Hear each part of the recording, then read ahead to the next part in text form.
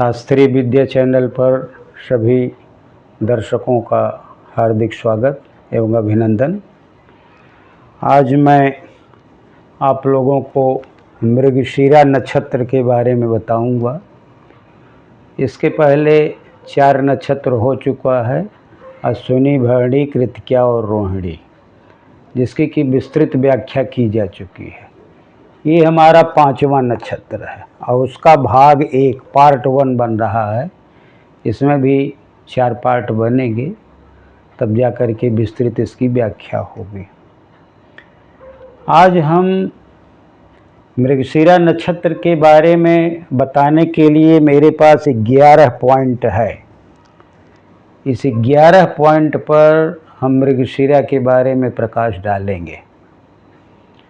तो सबसे पहले हम देखेंगे कि आकाश में स्थिति एवं स्वरूप क्या है इसका। मृगशिरा नक्षत्र आकाश में रहता कहाँ है, इसके लिए मैं ये डायग्राम बनाया हुआ हूँ, आप लोगों को दिखाई देता होगा। इसमें पूर्व, पश्चिम, उत्तर और दक्षिण 4 दिशाएं हैं और 4 दिशाओं में ये उत्तर में एक क्रांति वृत्त बना हुआ है, जिस पर कि सूर्य चलता है। क्रांति वृत्त पर ही ग्रह चलते हैं, वो नक्षत्रों को देखते हुए चलते हैं। बीच में विषुवत रेखा बनी हुई है और आप लोग देखते होंगे इसमें मृगशिरा नक्षत्र यहाँ पर लिखा हुआ है, जो कि क्रांति वृत्त के दक्षिण में है और विषुवत रेखा के उत्तर में है। और ये पूरा भाग उत्तर ही कहलाता है, जो विषुवत रेखा के ऊपर है, लेकिन ये क्रांति वृत्त के दक्षिण में है, विषुवत रेखा के उत्तर, यानी ये मध्य आकाश में है। और ये मृगशिरा नक्षत्र, इसके ऊपर ही रोहिणी रहता है। मैं रोहिणी नहीं बनाया हूँ। ये 3 तारों का एक समूह है। 3 छोटा छोटा मैंने रेड कलर से बनाया हुआ है। ये 3 तारों का एक समूह होता है। ये मृग के सिर के समान दिखाई देता है। ये पूरा भाग मृगमंडल होता है और ऊपर का भाग मृग का डियर्स हेड, जिसको कहते हैं मृग का सिर, वो मृगशिरा कहते हैं। इसके पूरब और दक्षिण के कोने पर आर्द्रा नक्षत्र है, जो कि बहुत ही चमकीला होता है। मैं आप लोगों को मृगशिरा के बाद आर्द्रा नक्षत्र ही आएगा, उसकी विस्तृत व्याख्या करूंगा। और इसके पश्चिम और दक्षिण के कोने पर बेलाट्रिक्स, ये भी एक बेलाट्रिक्स भी एक तारा है। तो ये मृगमंडल है। मृगमंडल के ऊपरी उसके सिर पर मृगशिरा नक्षत्र होता है। तो शायद आपको समझ में आ गया होगा कि आकाश में ये कहाँ पर है। लिखा है आकाश में स्थिति। तो आकाश में यह विषुवत रेखा के उत्तर और क्रांति वृत्त के दक्षिण, वो क्रांति वृत्त भी उत्तर में ही बना है, क्रांति वृत्त के दक्षिण में, यानी ये मध्य आकाश में है। अब ये जो मध्य आकाश में है, यह क्रांति वृत्त से कितने कला पर है, कितने अंश कितने कला पर है, इसको हमारे मनीषी लोग कहे हैं कि 13 अंश 22 कला 12 विकला पर क्रांति वृत्त से ये मृगशिरा, अगर यहाँ से हम देखेंगे तो 13 अंश और 22 कला और 12 विकला के अंश पर ये है। ये दक्षिण में, उस क्रांति वृत्त के दक्षिण में ये है। तो शायद आपको मालूम हो गया कि आकाश में स्थित इसकी स्थिति कैसी है। अब इसका आगे एवं स्वरूप क्या है, और भी इसके बारे में मैं भी बता रहा हूं मृगशिरा के बारे में। जो हमारा 360 अंश का भचक्र है उसमें यह 53 अंश 20 कला से लेकर के 13-20 का एक नक्षत्र होता है। 53 अंश 20 कला के पहले 4 नक्षत्र हो चुका है, 13-20 का। तो 53 अंश 20 कला से 66 अंश 40 कला तक ये हमारा मृगशिरा नक्षत्र आसमान के भचक्र में रहता है। यह 2 राशियों के बीच में आता है, एक तो वृषभ राशि में आता है, दूसरा मिथुन राशि में आता है। तो वृषभ राशि में कहाँ कहाँ तक रहता है? इसका 2 चरण तो वृषभ राशि में रहता है और 2 चरण इसका मिथुन राशि में रहता है। एक नक्षत्र का 4 चरण होता है। तो आपके ये जान लीजिए कि 23-20 से लेकर के 23 अंश 20 कला से लेकर के ये 30 अंश तक ये रहेगा, वृषभ राशि में रहेगा ये मृगशिरा। 23 अंश 20 कला से लेकर के 30 अंश तक 2 राशि 2 चरण इसका ये रहेगा वृषभ राशि में।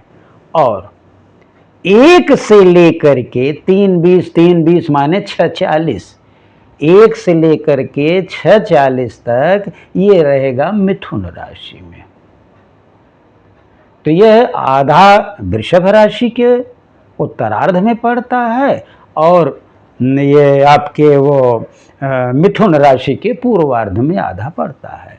तो शायद आप समझ गए होंगे कि मृगशिरा आकाश में कहाँ है और इसका स्वरूप इसका मृग के सिर के समान है। इसका मृग का सिरा ही इसके जैसे हमारा मृग परोपकारी होता है और सब चीज़ें उसमें रहती हैं, सीधा रहता है, डरपोक रहता है, बन बन घूमता रहता है, वैसे इस नक्षत्र में जो पैदा होता है वो उसमें द्रव्य गुण माना जाता है। इसका ये प्रतीक चिन्ह भी मृग का सिर ही है। तो जो व्यक्ति इसमें पैदा होता है वो मृग जैसा ही उसका कुछ स्वभाव भी रहता है। तो शायद आप समझ में गए होंगे आकाश में स्थिति एवं स्वरूप इसका क्या है। अब दूसरे पर है नक्षत्र देवता। ये मेरा जो मृगशिरा नक्षत्र है इसके नक्षत्र के देवता क्या है? मैंने आपको बताया था कि 3 नक्षत्रों के एक देवता, एक स्वामी ग्रह रहते हैं। तो नक्षत्र का देवता नहीं, नक्षत्र के स्वामी देवता तीसरा शब्द है, यहाँ मैं स्वामी बता रहा हूँ। 3 नक्षत्रों के एक स्वामी है। हमारे मृगशिरा नक्षत्र, ये मृगशिरा नक्षत्र का स्वामी मंगल होता है। तो मंगल नक्षत्र का जो द्रव्य गुण होता है वो साहसी होता है, सेनापति जैसा उसका स्वभाव होता है, बलवान होता है, उसके भुजाओं में ताकत होती है, वो डरता नहीं है। वो द्रव्य गुण जो है मृगशिरा नक्षत्र वालों के पास रहता है। इसका जो नक्षत्र स्वामी है मंगल है। तो शायद आपको समझ में आ गया होगा कि इसका नक्षत्र का स्वामी क्या है। अब इसके तीसरा पॉइंट है नक्षत्र देवता। हर नक्षत्रों के अपने अपने देवता हैं, इसके भी देवता हैं। इसके देवता चंद्रमा है। चंद्रमा शीतल होते हैं, चंद्रमा वो औषधियों को बढ़ाने वाले होते हैं, चंद्रमा कोमल होते हैं। चंद्रमा की तुलना स्त्री से की जाती है, इसे स्त्रीत्व का उसमें स्वभाव रहता है। वो चंचल होते हैं, वो मन के कारक होते हैं, माता के कारक होते हैं। तो जो इस नक्षत्र में पैदा होता है उसको चंद्रमा का गुण द्रव्य भी मिलता है। इतना ही नहीं, चंद्रमा को भगवान शंकर ने अपने सिर पर धारण किया था। कब धारण किया था?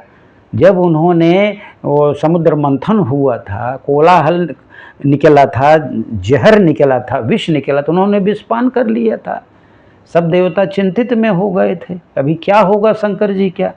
तो चंद्रमा भी मदद के लिए आए थे, उनकी शांति के लिए आए थे, उनके सिर की शांति के लिए आए थे कि जहर फैल गया, इनको वो सुखमय सुख हो, इनको जहर उतरे।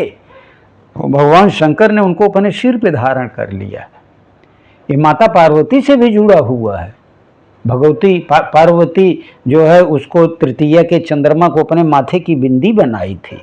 इसलिए ये जो मृगशिरा नक्षत्र में पैदा होता है उसके ऊपर शंकर जी की भी कृपा रहती है। अगर वो शंकर जी के परिवार का पूजन करता है तो उसको अच्छा फल मिलता है, क्योंकि ये माँ भगवती से, पार्वती से और शंकर जी से भी चंद्रमा जुड़े हुए हैं। चंद्रमा का भी पूजन उनके लिए फायदेमंद है, क्योंकि इन स्वामी और नक्षत्र का जानने का यही सब मतलब होता है कि वो जो इसमें पैदा हुआ है वो किस टाइप से काम करे कि उसका जीवन सुखी हो जाए। अगला है आराध्य वृक्ष। आराध्य वृक्ष क्या है इसका?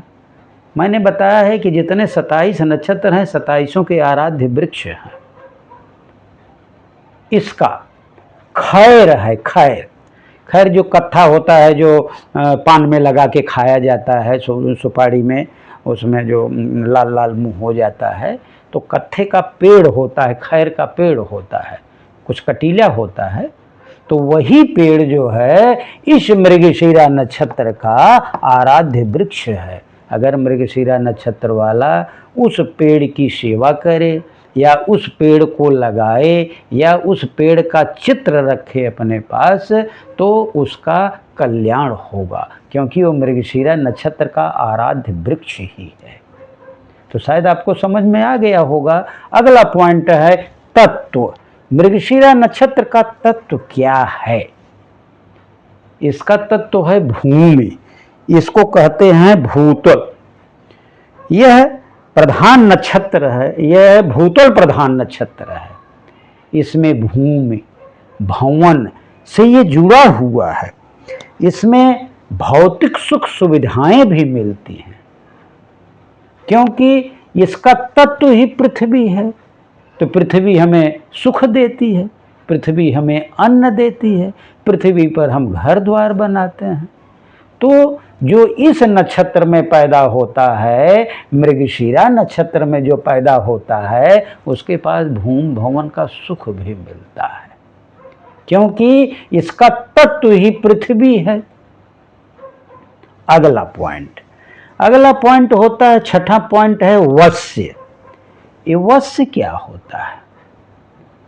वश्य में चतुष्पद होता है, मानव होता है, कीट होता है, जलचर होता है। ये सब उसके वश्य के अंतर्गत आते हैं। कौन किसके वश में रहता है, इसका प्रयोग होता है उसमें जब गुण मिलान होता है, अष्टकूट मिलान में इसका प्रयोग होता है वश्य का। वश्य पर नंबर रहते हैं, गुण रहते हैं। जब किसी की कुंडली मिलाई जाती तो वश्य पर भी एक उसका पार्ट रहता है। 8 भागों में एक भाग वो भी है, उसको भी देखा जाता है। तो इसका वश्य जो है, चूंकि ये मृगशिरा नक्षत्र जो है 2 राशियों के अंतर्गत आता है। एक वृषभ राशि में आता है और दूसरा मिथुन राशि में आता है। इसका 2 चरण का वश्य जो है, पहला 2 चरण जो कि वृषभ राशि में आता है, वो दोनों चरण चतुष्पद हैं। जो उस दोनों चरण में पैदा होता है, मृगशिरा के पहले चरण और दूसरे चरण में, उसका वश्य होता है चतुष्पद।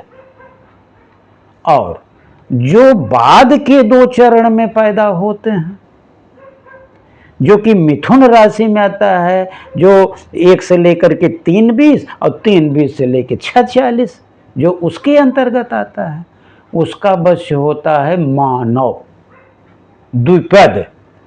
उसका वश्य क्या होता है? उसका वश्य होता है मानव, जो कि 2 पैर होते हैं। तो उसका मानव है और इसका वश्य, यानी इस मृगशिरा में, इस मृगशिरा नक्षत्र में 2 वश्य होते हैं। जो पहले दूसरे चरण में पैदा हुआ वो तो चतुष्पद हो गया, और जो तीसरे चौथे चरण में पैदा हुआ वो कौन सा वश्य हुआ, वो मानव वश्य में आएगा, द्विपद में आ जाएगा। तो शायद आपको ये क्लियर हो गया होगा। आगे 7वां कॉलम है राशि। अभी मैंने थोड़ा सा प्रकाश डाला था, क्योंकि ये अलग से कॉलम है ये, इसलिए इसको बता रहा हूं कि यह मृगशिरा नक्षत्र 2 राशियों के अंतर्गत आता है। एक तो वृषभ राशि और दूसरे मिथुन राशि। बाद का जो पहले का 2 चरण इसका रहता है वो वृषभ राशि का 8वां और 9वां चरण होता है, क्योंकि एक एक राशि में 9 चरण होते हैं, तो 12 राशि में सब 108 चरण होते हैं। तो जो 8वां और 9वां चरण वृषभ राशि क्या है, वही मृगशिरा होता है। मृगशिरा का पहला चरण और दूसरा चरण। और जो मिथुन राशि में आया, तो मिथुन राशि का पहला चरण और दूसरा चरण, 9 चरण में पहले दूसरा चरण, वो आ जाएगा मृगशिरा का दूसरा चरण और तीसरा चरण और चौथा चरण। यानी 2 चरण मृगशिरा के शुरू के वृष राशि के लास्ट के हैं और 2 चरण इसके मिथुन राशि के पहले के हैं। तो शायद आपको समझ में आ गया होगा कि इसके जो हैं 2 राशि में ये मृगशिरा नक्षत्र आता है, तो उनके स्वभाव भी बदल जाते हैं। जैसे जब मिथुन राशि में आएगा तो उसका देवता वो हो जाएंगे, राशि हो जाएंगे बुध, और जो वृषभ राशि में आएगा उसका राशि से आ जाएंगे शुक्र। तो जो 2 चरणों में पैदा हो उसके ऊपर शुक्र का प्रभाव रहेगा, जो लास्ट में 2 चरणों में पैदा होगा उसके ऊपर बुध का प्रभाव रहेगा। तो इस प्रकार से कुंडली में बताया जाता है कौन किस चरण में पैदा हुआ है, तो बारीकी से उसका अध्ययन किया जाता है। तो शायद आपको समझ में आ गया होगा किस राशि में है और कौन कौन चरण किस राशि में पड़ता है। अभी हम इसका आ गए गोत्र। 8वां कॉलम हो गया ये गोत्र। इसका गोत्र है पुलस्त्य। अब पुलस्त्य पुलस्त्य का स्वभाव कैसा है? पुलस्त्य का स्वभाव कोमल है, वो शिशु जैसे व्यवहार करते हैं, जैसे बच्चा व्यवहार करता है। और कैसा रहते हैं वो क्या कहा जाता है, वो मृदुभाषी हैं, सौम्य हैं, मृदुभाषी हैं, सौम्य हैं, शिशु जैसा व्यवहार है, कोमल हैं, शांत होते हैं।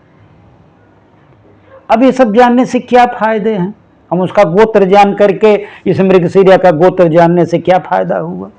इस गोत्र जानने से ये फायदा हुआ कि जो बच्चा इस मृगशिरा नक्षत्र में पैदा होता है, जातक या जातिका, लड़का या लड़की, उसमें ये स्वभाव रहेंगे। वो भी सौम्य रहेगा, शिशु जैसा उसका व्यवहार रहेगा, मृदु वाणी रहेगी, कोमल मीठी वाणी रहेगी, और सौम्यता उसके अंतर्गत बहुत कर्कशता नहीं रहेगी, क्योंकि इसका गोत्र ही जो है, इसका गोत्र ही, मृगशिरा का गोत्र ही पुलस्त्य है, और पुलस्त्य में ये सब गुण पाए जाते हैं। अगला क्या पॉइंट है? वैदिक नाम। इस मृगशिरा को वेदों में क्या कहा जाता है? क्योंकि हर जगह नाम कुछ अलग अलग होते हैं। बाद में तो मृगशिरा पड़ा, लेकिन हमारे वेदों में इसका क्या नाम है? वेदों में इसको नाम कहा गया है मृगशीर्ष। मृगशिरा नहीं, मृगशीर्ष। तो बहुत छोटा ये उत्तर है, क्योंकि वैदिक नाम इसका क्या है? मृगशीर्ष है। अगला क्या है? इसका पाश्चात्य नाम क्या है? जो हमारे यूनान में जो वर्णाक्षर हैं, तो इसके नाम भी रखे गए हैं। तो उसमें चमक के आधार पर alpha, beta, gamma, delta, lambda, ऐसे ऐसे नाम रखे। जो अल्फा है बहुत चमकदार होता है, लैम्बडा कम चमकदार होता है, दशाई 11 नंबर पे है। तो इसको, चूंकि यह मृगशिरा जो नक्षत्र है, मृगशिरा, इसका बहुत मंद चमक होती है, ये बहुत धुंधला दिखाई देता है, इसलिए इसका नाम लाम्बडा से रखा गया। तो इसका पाश्चात्य नाम क्या रखा गया? लाम्बडा ओरियोनिस। लाम्बडा ओरियोनिस। तो क्योंकि यह लाम्बडा इसलिए रखा गया कि इसमें चमक कम है। यही अल्फा बीटा होता तो इसका मतलब बहुत ज्यादा चमक है। वहां पर चमक के आधार पर यूनान में जो वर्ण क्रमानुसार इसमें वर्ण दिया गया, तो इसको पाश्चात्य में कहते हैं लाम्बडा ओरियोनिस। अभी क्या है? नामाक्षर जो मृगशिरा नक्षत्र में पैदा होता है, अगर उसका नाम रखा जाए तो किस अक्षर से रखा जाएगा? जब वो, इसमें 4 अक्षर होते हैं, वे, वो, का, की। वे, वो, का, की। अगर वो पहले चरण में पैदा हुआ, मृगशिरा का पहला चरण कब आएगा? 23-20 से लेकर के 26-40 तक, ये वृषभ राशि में। अगर इसमें पैदा हुआ तो उसका नाम वे से रखा, जैसे वेयंत सिंह नाम है, वे से रखा गया। दूसरा, अगर दूसरे चरण में पैदा हुआ, यानी 26-40 से 30 के बीच में पैदा हुआ वृषभ राशि में, तो उसका नाम वो से बनेगा। वो से कोई भी नाम बन सकता है। और अगर वो तीसरे चरण में पैदा हुआ, तीसरा चरण मिथुन राशि के 1 से लेकर के 3-20 तक आएगा। 1 अंश से लेकर के 3 अंश 20 कला तक आएगा। अगर उसमें पैदा हुआ तो का से नाम, जैसे कालू राम, कालिका प्रसाद, ऐसा उसका नाम होगा। और अगर वो मृगशिरा नक्षत्र के चौथे चरण में पैदा हुआ, चौथे चरण कहाँ से होगा? 3-20 से लेकर के 6-40 तक होगा। यही आपका चौथा चरण है। ये मिथुन राशि क्या होगा? तो उसका नाम की से होगा, जैसे किरण।